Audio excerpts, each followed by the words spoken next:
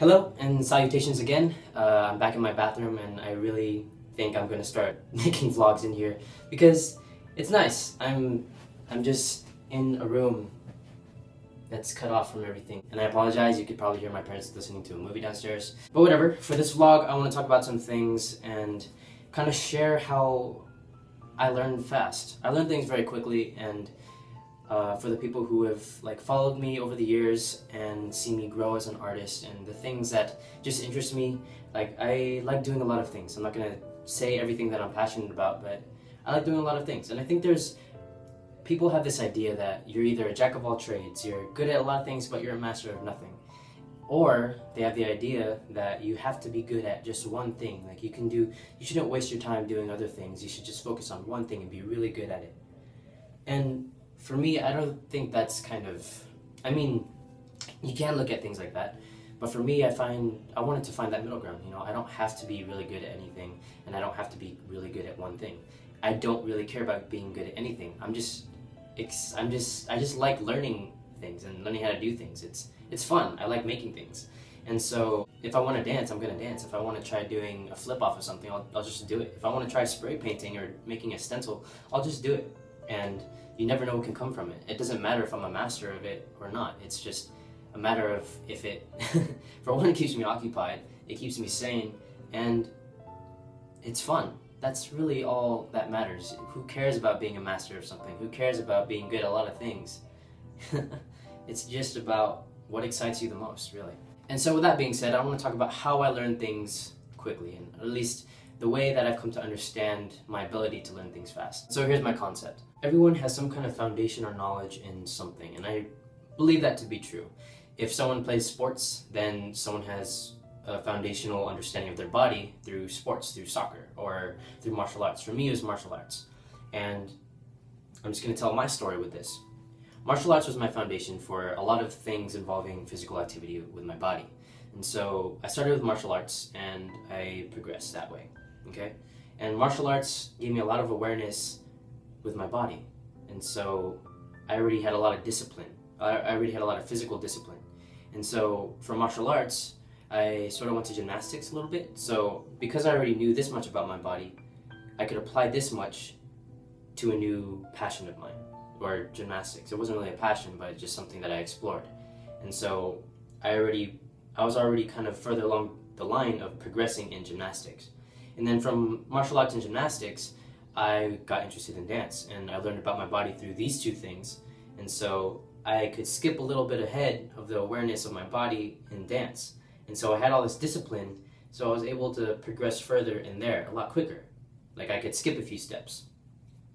And then from dance, dance and parkour I kind of picked up at the same time. So, martial arts, gymnastics, parkour, that all applies to parkour. I do flips, I like jumping and stuff, and I know my body in the air. So when I tried learning flips, I was already a little bit further down the line. So this is foundation. This is foundation applied to something else. Foundation applied to something else. Foundation applied to something else. Think of this as the progression bar. And each time you learn something new, what you learn from the previous experience, it can be applied as you go. This bar of time that it takes to progress in something, it gets shorter and shorter and shorter each time. Which means that the process of learning just gets quicker and quicker. That's how I feel that I learn fast. I apply everything that I learn from everything in everything that I make. For example, I'm a dancer. And being a dancer, I already have a sense of rhythm and musicality. So when I try to make music, when I try to make beats, I use Ableton. I already have that idea of what I want to hear. As a dancer, I know what I want to dance to. I know what I want to hear as I'm moving my body. So I can just apply that taste that I have from my dance world into my composition world. Also, formations and choreography, I think of it I know I have an idea of what I want things to look like. And so when I bring it to my world of cinematography, it's kind of like making formations, but instead of using lots of people, you're using lots of clips. And everything that I'm saying can be used in vice versa as well. And everything, I have foundation in drawing, just like drawing cartoon characters. And I don't know, I had a vision in my head about this monk because being in martial arts, I talked about hip hop amongst one of my other vlogs, but being in martial arts, I combined that and my foundation in hip hop, my understanding of the culture in hip hop, and I meshed the two. And like, I could draw, so I was just like, I want to try to draw this thing that was in my head. And I did, and I just kept making them. I follow my highest excitement, and I found, like, this isn't something that I was consciously thinking about as I learned different things. It's just something that kind of happened. I started looking back at the things that I do.